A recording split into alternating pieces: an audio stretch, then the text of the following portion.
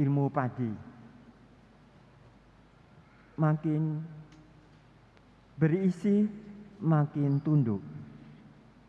Sepertinya para murid Yesus seperti itu. Setelah sekian lama mendapatkan pengajaran dari Yesus,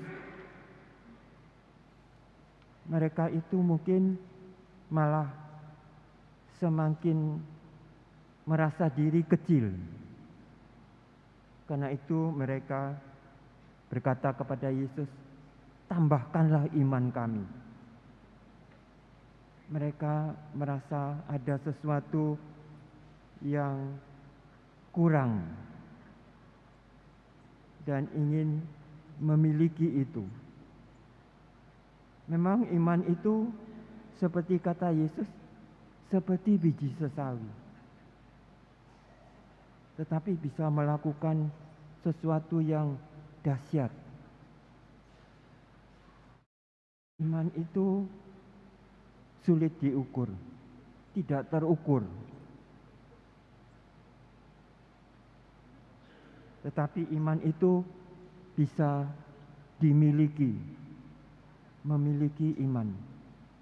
Bagaimana memiliki iman itu? Iman itu hanya dapat berkembang bila orang melakukan. Iman itu akan mati bila iman yang ada padanya itu diistirahatkan, didiamkan. Iman itu hanya bertambah bila dilakukan, diperkembangkan. Nabi Habakuk itu mengatakan, "Aku melihat penganiayaan, penyiksaan, penderitaan di mana-mana." Bahkan ia sendiri mengalami itu. "Di mana Engkau, Tuhan?" Tetapi Tuhan menjawab, "Jangan ketakutan, jangan khawatir. Saatnya, waktunya akan segera. Bila kamu melakukan, bila kamu berani menghadapinya." Iman itu harus dikerjakan, dipekerjakan. Iman di dalam diri kita itu. Kita menghadapi, baca koran, baca berita, pembunuhan di mana-mana, keluarga yang mendadak menerima berita anaknya itu meninggal tidak dengan hormat, mendadak, padahal anak itu yang dicintai dalam keluarga itu. Anaknya baik-baik, orang tua sudah mendidiknya. Tiba-tiba dikatakan ia melakukan aib bagi keluarganya. Keluarga ini, bagaimana keluarga ini menghadapi itu? Haruslah mereka itu tunduk, menyerah begitu saja, atau berjuang untuk kebenaran dan keadilan. Tuhan akan memberikan pada saatnya. Jangan khawatir. Itu yang kita hari-hari hidup itu menghadapi juga. Mungkin seseorang yang mungkin sangat kita kenal, mungkin dari keluarga kita sendiri, mungkin mendadak menanggapi kita dengan suara keras.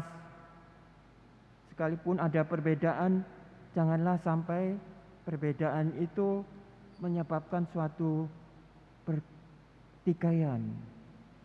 Tetapi hendaknya sama-sama memahami.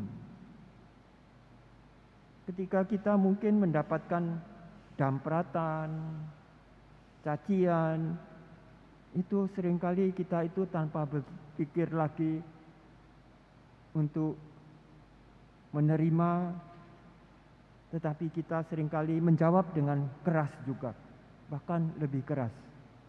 Bila orang menghina, kita menghina lebih jelas lagi. Bila kita merasa terdesak, kita itu juga akan mendesak orang. Perang terjadi.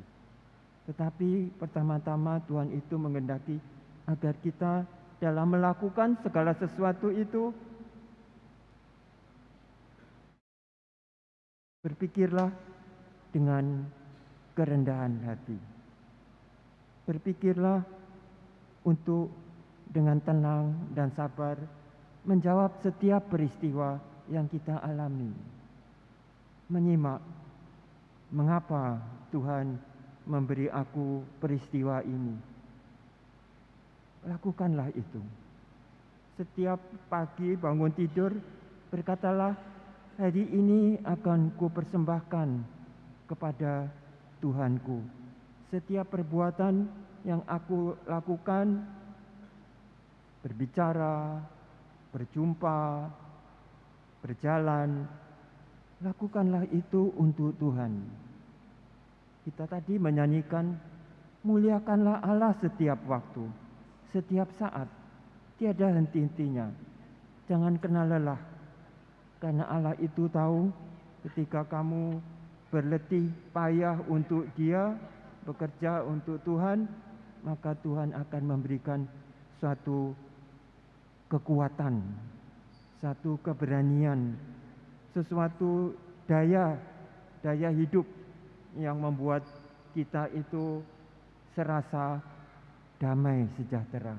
Karena percaya Tuhanlah bentengku, Tuhanlah yang akan memberi keberanian, kekuatan kepadaku. Itu yang hendaknya kita perkembangkan. Iman itu milik kita, tetapi kita ini milik Kristus. Ia datang untuk kita, bahkan Ia sudah berkorban untuk kita, supaya kita tidak takut lagi menghadapi maut itu, tetapi berani untuk mengalahkan kejahatan dalam diri kita sendiri. Karena kita berkuasa atas diri kita, bahwa kita mampu atas kehendak Tuhan untuk mengatur hidup kita. Itulah Tuhan kita Yesus Kristus. Ia datang untuk kita, mengapa kita bimbang? Karena itu Yesus berkata kepada murid-muridnya, perkembangkanlah apa yang kamu miliki itu. Jangan khawatir. Petrus itu berkata dengan beraninya, aku akan menyerahkan nyawaku untukmu Tuhan. Tetapi Yesus berkata, sebelum ayam jago berkokok 3 kali, engkau telah menyangkal aku. Itu Petrus yang seolah-olah berani, tapi tanpa merasa diri cukup kuat, tidak mengandalkan Tuhannya lagi. Itulah Petrus. Kita hendaknya seperti itu juga. Belajar dari hari ke hari, jatuh bangun untuk mempergunakan iman itu. Setiap saat, aku mau melakukannya ini untuk Tuhan, maka akan datang kepadamu kerendahan hati, kesabaran, kelemah lembutan. Orang yang menjahati, orang yang berlaku keras kepadamu akan merasa dirinya justru mungkin ketakutan, karena kamu tampil bukan dengan kehendakmu sendiri untuk membalas kemarahan dengan kemarahan, kebencian dengan kebencian, tetapi bisa membalas dengan pemahaman, mengerti orang itu. Berikan kata-kata yang memberi kepadanya kesadaran kembali. pemulihan diri kembali. Itu yang diharapkan Tuhan kepada kita. Maka iman itu akan berkembang. Iman itu perlu dilatih terus-menerus. Seorang hamba yang mengerjakan pekerjaannya, kata Yesus, berkatalah, aku ini hanya hamba yang melakukan tugasnya.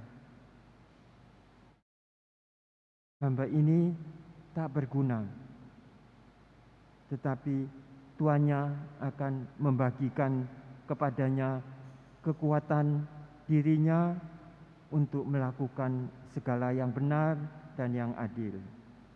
Amin.